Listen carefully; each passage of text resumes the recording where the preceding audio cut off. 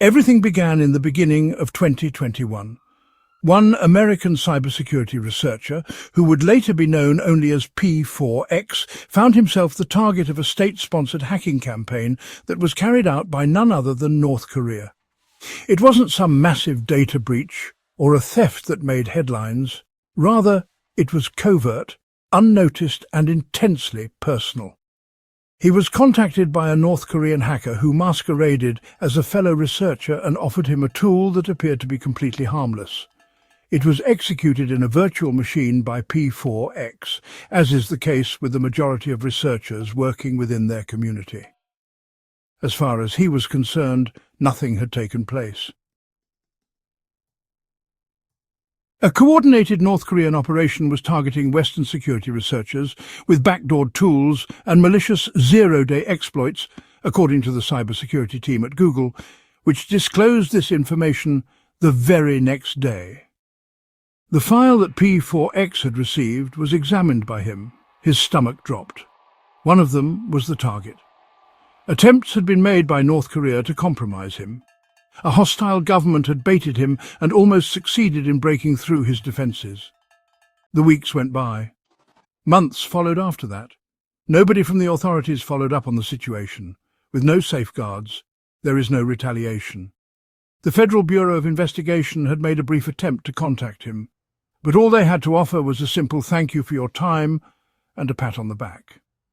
The message that was conveyed to P4X was not ambiguous. No one was going to hold North Korea accountable. He was left to fend for himself, unremembered. But P4X was not the type of person to simply move on. A simmering sense of annoyance began to emerge beneath the surface. This was not merely a matter of digital espionage, rather it was a matter of trust. His front door had been knocked on by a sovereign nation, but no one had taken any action in response to the situation. As a result, he made the decision to address the situation on his own. In a cautious and methodical manner, he started to get ready. To begin, he investigated the various aspects of North Korea's online infrastructure. His findings were shocking, to say the least. Fewer than a handful of networks, a few dozen servers, and web properties that were poorly protected and running outdated software comprised the nation's internet presence, which was astonishingly small and fragile. Their infrastructure was rife with gaps and weaknesses. P4X discovered servers that were incorrectly configured, outdated versions of Apache, and known exploits that had the potential to bring down systems if the appropriate sequence of data was used. It was way too simple to be true. For several months he mapped out their vulnerabilities. It was he who constructed his tools. And then, in January of 2022, exactly 1 year after the attempt to hack into his system, he eventually made his move. The campaign of targeted denial-of-service attacks was initiated by P4X while he was sitting in his apartment, most likely wearing his pajamas and surrounded by monitors and coffee mugs that were only halfway full. The objective is straightforward: to bring North Korea offline. It was successful. All of the websites belonging to the government vanished from the internet one by one. The official website for North Korean news, Nanara, has been taken offline. The website for their state-owned airline has been removed. In addition, the nation's domain name system, which is the very system that enables internet domains to function, was rendered inoperable. From the perspective of the rest of the world, it appeared to be a massive and odd power outage. The media rushed to discover the reason for the incident. A number of analysts hypothesized that it was a government operation, possibly involving the United States of America, South Korea, or even China, but the reality was even more bizarre than the fiction. One individual was hiding behind the blackout. No support from the government. There is no funding. Nothing more than a skilled hacker with a grudge, a laptop, and a message that read, "You attempted to harm me. This is a form of retribution." P4X remained anonymous while secretly observing the unfolding of the chaos from the shadows.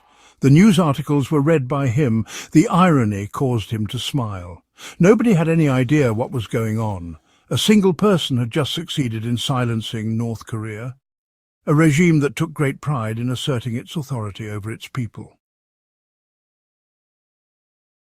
Nevertheless, P4X was not content. Putting websites offline was just the beginning of the process. He had the intention of going even further, which included breaking into servers, stealing data, and revealing the inner workings of one of the most secretive regimes in the world. In order to accomplish this, he established the Funk Project, which was a darknet platform with the intention of recruiting other ethical hackers who were willing to take the fight to North Korea. It was a rallying cry for the troops. It is a movement. The dangers were not lost on him. What he was doing was not only against the law, but also risky and could potentially change his life. In contrast, it was well worth it for P4X. In addition to being attacked, he had been ignored and abandoned. He retaliated in this manner by fighting back. It wasn't just for the purpose of exacting revenge, it was also to demonstrate that even a single person could successfully challenge a government. P4X demonstrated something remarkable in a world that is dominated by powerful states and silent wars fought in code. The most dangerous weapon is not a missile or a tank. Rather, it is knowledge, determination, and a laptop in the hands of someone who has nothing to lose.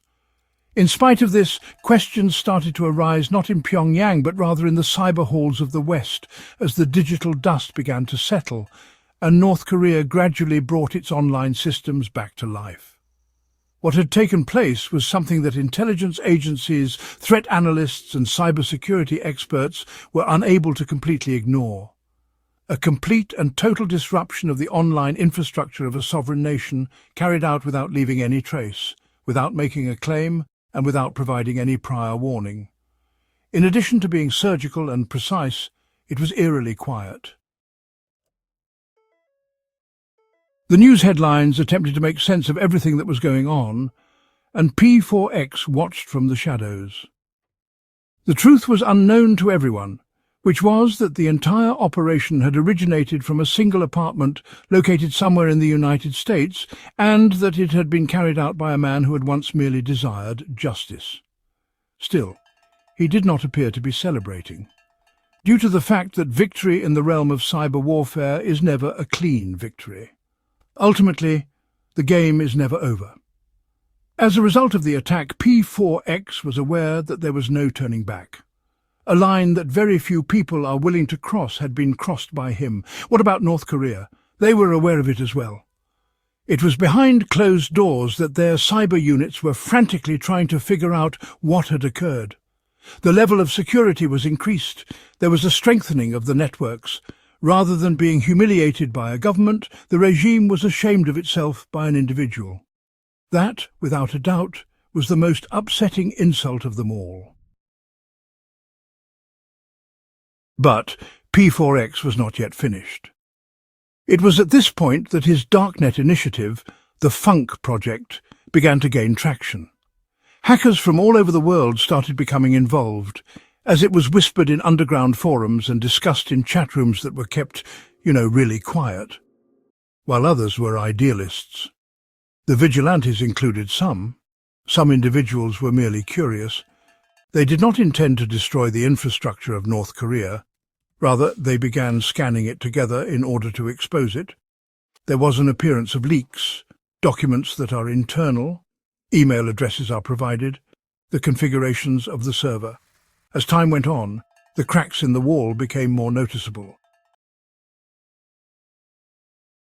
P4X then unexpectedly received a message at that moment. The notification did not come from a journalist or a fellow hacker.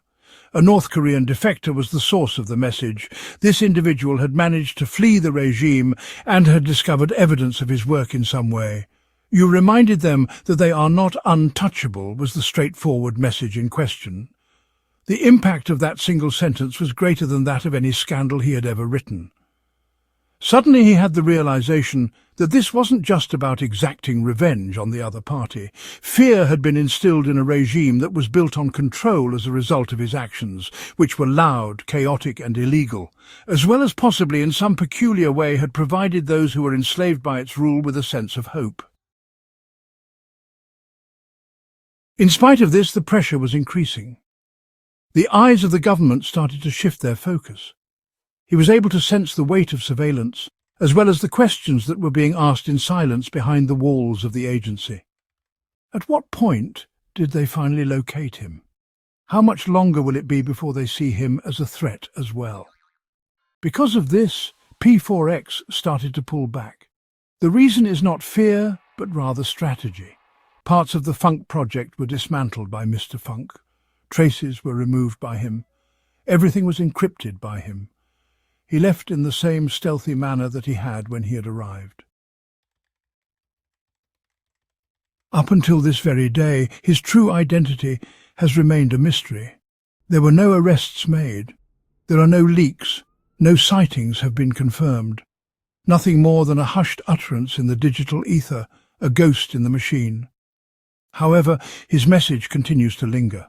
A solitary individual took a stand and retaliated in a world that was dominated by digital empires and cyber wars that were ongoing in silence. Do not seek fame, in no way for power, the reason being that someone had to. In addition, that man, whoever he actually is, brought to the attention of the entire world an essential point. Even when operating in the shadows and opposing a nation, the individual continues to be significant. Because there are times when the most subdued voice can result in the most resounding silence.